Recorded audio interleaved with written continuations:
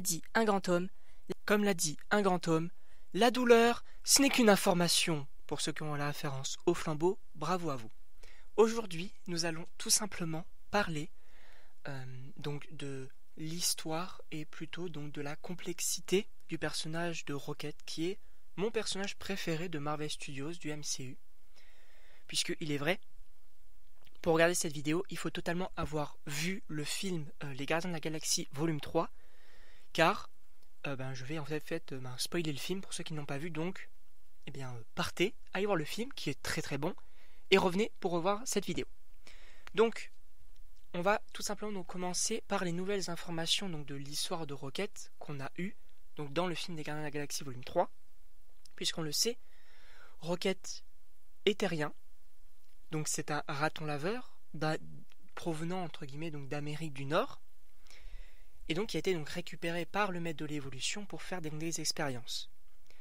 Donc par la suite, on apprend que il a donc subi des modifications donc, corporelles, donc physiques et également donc mentales.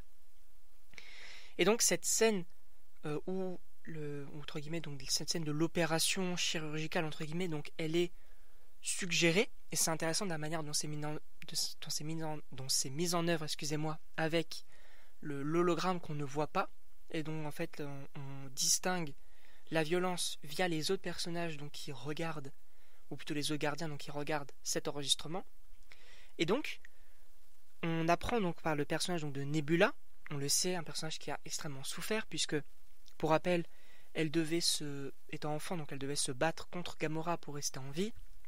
Seulement que Gamora gagnait toujours, et donc elle infligeait donc des dégâts entre guillemets physiques à sa sœur, et donc Thanos devait donc par exemple l'amputer d'un bras pour le remplacer par un bras donc pour une prothèse tout simplement. Et donc même elle, qui a extrêmement souffert pendant son enfance et tout, lui dit clairement au gardien, c'est pire que ce que j'ai vécu moi. Donc ça nous laisse imaginer la souffrance, la douleur qu'a subi Rocket. Mais donc on continue tout de suite donc avec donc les autres flashbacks du film qui expliquent donc voilà la rencontre avec Rocket, avec donc ses amis, donc Leila, Moustache et Sol, qui sont d'ailleurs très mignons je trouve. La petite relation elle est très sympathique. Et donc voilà, donc Rocket à ce moment-là, il a peut-être accepté d'avoir souffert physiquement, mentalement aussi, parce qu'on a quand même remplacé son cerveau, ou en tout cas apporté donc des modifications. Mais donc, voilà, il va peut-être accepter cette nouvelle vie, puisque il s'est fait des amis. Le maître de l'évolution, il le considère peut-être donc comme son père. Donc voilà, il a une vie. Et d'ailleurs, on lui promet, entre guillemets, d'aller donc dans un nouveau monde, d'aller dans un monde meilleur, avec des gens qui lui ressemblent. Donc, avec des amis. Donc, franchement, voilà, il peut peut-être se dire, ok, j'ai peut-être un peu souffert, mais c'est peut-être pour mon bien. Là, j'ai des amis, je peux parler, je suis intelligent, pourquoi pas. Seulement que, ça ne se finit jamais bien, puisqu'il va tout perdre. Il va donc apprendre, premièrement, que ce groupe de 89 n'est pas prévu pour le Nouveau Monde, mais tout simplement, donc, ce sont juste des expériences destinées à créer la génération 90, qui, elle, ira dans le Nouveau Monde. Mais donc, on voit déjà que il y a anguille sous roche. Voilà, il se dit, le maître de l'évolution, en fait, il veut totalement me disséquer le cerveau, me l'enlever, donc il veut en fait me tuer. Et nous tuer, d'ailleurs. Donc, c'est là où il va commencer à avoir donc peut-être une souffrance et tout, parce que il va avoir l'idée donc de s'évader, mais au moment donc où il peut faire un câlin donc physique à Leila, celle-ci va donc tout simplement donc être tuée par le maître de l'évolution. Et moi je ne sais pas vous, mais moi la scène où Rocket il crie de douleur, il exprime sa haine, sa tristesse, moi ça m'a détruit. Je ne sais pas vous, mais moi ça m'a détruit. Franchement, de voir Rocket et tout, j'avais les frissons. Et le pire, c'est que quand le maître de l'évolution va entre guillemets se moquer de lui en faisant des cris donc totalement voulus pour dire en fait frérot grandis un peu, là, c'est vraiment à partir de ce moment-là où je me suis dit, ok, le gars, en fait, tuez-le. Finito, terminons-le, clairement. Et en fait, là où donc, Rocket va donc se jeter sur lui, le griffer le visage et tout. Et donc il va y avoir donc son armée qui va venir, qui va lui tirer dessus. Heureusement, il n'est pas blessé, mais ses amis derrière lui sont morts. Donc Moustache et Sol sont décédés.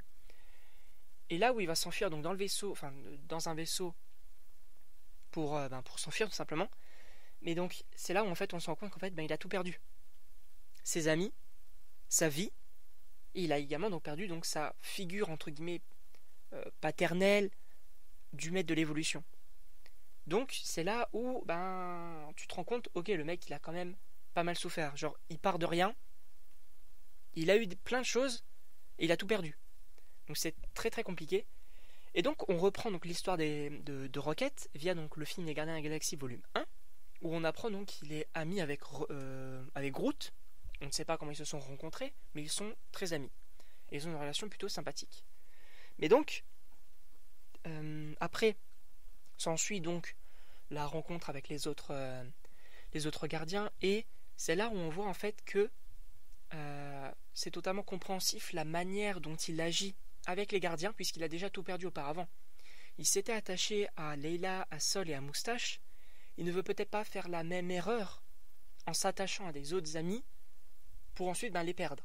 Donc ça c'est intéressant de ce côté-là, parce qu'on comprend totalement donc sa logique, mais également le fait qu'on le critique sur son physique entre guillemets, puisque certes il est très intelligent, il est très fort, etc., mais ça reste un rongeur, un raton laveur, et on lui rappelle tout au long donc, du film Les Gardiens de la Galaxie 1, et donc ça va le toucher, parce que il le dit lui-même, j'ai pas choisi d'être comme ça, d'être démonté et remonté des centaines de fois. Et c'est là où on voit en fait la profondeur du personnage, qui dit en fait les gars, moi j'ai souffert, genre moi j'étais un simple raton laveur, j'avais une petite vie, on m'a tout enlevé, on m'a dit non, toi tu seras ça, j'ai accepté, on m'a donc enseigné pas mal de choses, le don de la parole, l'intelligence, très très bien, et après on m'a tout enlevé, on m'a dit en fait non, toi t'es destiné à mourir. Donc c'est très très compliqué comme histoire, c'est pour ça qu'il ne veut pas s'attacher possiblement au nouveau gardien de la galaxie. Et donc, et d'ailleurs donc il va perdre Groot, qui va lui rappeler entre guillemets la douleur qu'il a vécue dans le passé, puisque donc Groot va se sacrifier pour lui, et c'est très très beau la manière dont c'est mis en œuvre, puisque le Groot qu'on a connu dans les Gardiens de la Galaxie 1 n'est pas le Groot qu'on va suivre par la suite, parce que c'est en fait son fils selon James Gunn. Donc en vérité, voilà, il va dans les Gardiens de la Galaxie volume 2, il va peut-être enrôler un petit peu plus le rôle de père entre guillemets, ou de grand frère, par rapport à donc le baby Groot entre guillemets, le fils de Groot qu'on a connu précédemment. Et donc dans les Gardiens de la Galaxie volume 2, c'est là où on voit en fait qu'il va s'attacher à ses amis, mais en fait c'est intéressant parce que tout au long donc de l'histoire en fait ça se voit qu'il les aime, ça se voit qu'il veut vivre avec eux, ça se voit que c'est sa nouvelle famille, mais d'un autre côté il se rappelle des pertes qu'il a vécues, et donc il veut peut-être pas s'attacher, c'est pour ça qu'il les insulte, c'est pour ça même que Star-Lord lui dit en fait Rocket, qu'est-ce que tu cherches, que tout le monde te déteste, et tu réussis très bien. Et c'est pour ça qu'en fait il se cache derrière des insultes, il se cache derrière des moqueries, parce que il n'a pas envie en fait de revivre ce qu'il a vécu dans le passé. Donc ça c'est très intéressant. Et d'ailleurs,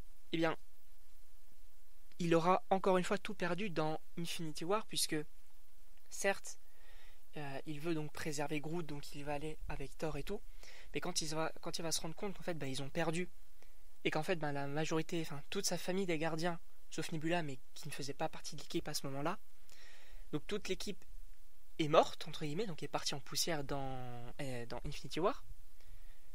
C'est là où après dans le film Endgame, on va vraiment le voir en tant que j'ai déjà perdu mes amis une fois, là je repère ma nouvelle famille, mais j'ai une possibilité de les sauver, donc je vais tout donner. Et c'est là où c'est intéressant, parce que il va vraiment se rendre compte que en fait je peux leur donner, si j'ai envie de les ramener, je peux, en retournant dans le passé et dans les Avengers, je vais vraiment me donner à fond. Et ça c'est fort parce que on voit vraiment à la fin, même si il reste Rocket, voilà, un petit peu moqueur dans le film, quand ils reviennent, enfin quand tous les gardiens de la galaxie reviennent et tout, c'est là où il se dit, bah ouais en fait les gars, moi fini mes insultes ou quoi, en fait moi juste je vous aime, vous êtes ma nouvelle famille, voilà, c'est tout. Et donc c'est pour ça donc on va le revoir dans une brève apparition dans Thor Love and Thunder, voilà, pas très intéressant, on voit qu'ils vivent de nouvelles aventures très très bien. Même si en réalité la relation avec Thor elle est intéressante parce que voilà, c'est un petit peu les opposés. Genre Thor est beau et fort et Rocket il est un petit peu avec son physique de raton laveur. Bon, il est très intelligent mais voilà. Et donc on va le revoir ensuite donc, dans le Holiday Special, bon pas très intéressant, c'est pas lui le personnage principal. Et par la suite, on le revoit donc dans les Gardiens de la Galaxie volume 3 où là en fait il le dit clairement, en fait j'en ai marre de courir. Mon passé il n'arrête pas de me rattraper, j'arrête pas d'y repenser. En fait, viens on en finit. Et ça c'est très intéressant. Et même ce qui est fort dans le film, c'est que dans le film Les Gardiens 3, c'est que même si il est absent de la majorité du film, ça reste le personnage principal. Je veux dire, il est dans le coma, mais ça reste le personnage principal, et ça c'est fort. Donc en résumé, pour moi personnellement, le personnage de Rocket est le personnage qui a le plus souffert dans le MCU. Certains me diront oui mais Wanda elle a perdu elle a perdu dans toute sa vie, mais elle avait quand même son frère. C'était un duo. Pareil pour Nebula. Certes, elle a souffert, mais elle avait quand même sa sœur et son père. Voilà. Là où Rocket a tout perdu. Et certains me diront, oui, mais Bucky aussi a beaucoup souffert. Il est vrai. Mais Bucky avait une vie avant d'être le soldat de l'hiver. Et là, il peut se reconstruire avec des amis qu'il a eus. Donc pour moi, ça reste quand même, Rocket reste le personnage qui a le plus souffert dans la MCU. Je sais pas ce que vous en pensez. Dites-le moi en commentaire si vous êtes d'accord ou non. Dites-moi d'ailleurs si vous avez apprécié le film Les Gardiens de la Galaxie. N'hésitez pas à aimer, partager, commenter et à vous abonner bien évidemment. Et donc moi il ne me reste plus qu'à vous dire à la prochaine pour une prochaine vidéo.